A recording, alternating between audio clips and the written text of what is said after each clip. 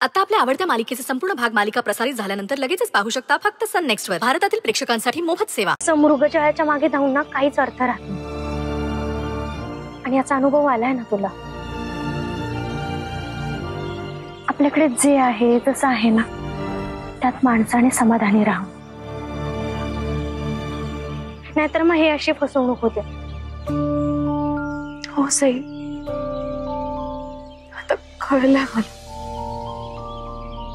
आणि मला जाणीवही झालीये की मी किती चुकीच्या गोष्टींच्या मागे धावत होते। तू प्रत्येक वेळी मला समजवण्याचा, मला सावध करण्याचा प्रयत्न केलास। मी तुझं कधीच ऐकलं नाही। उलट मलाच असं वाटत राहिलं की तू माझ्या सक्सेसच्या आड येते। सॉरी ग अंजली, आता तुला कळलंय ना की मी नेहमी तुझ्या हिताचा विचार केला म्हणून। मग आता इथून पुढे माझ्याबद्दल असे गैरसमज नको करूस। नाही साहेब, आता मला कम्प्लिटली कळलंय सगळी माझी चूक।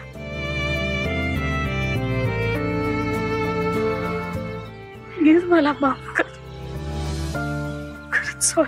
अंजली बाज ना, नको माफू माझी माफी।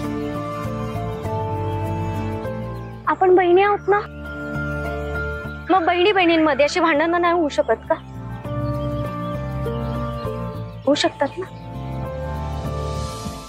आणि तुला जर माफी मागायचीच आहे ना, तर मामाची माग। त्याला तुझं वागणं अजिबात पटलं नाहीये, पण तरी सुद्धा त्याने तुझी कायम साथ दिलीये।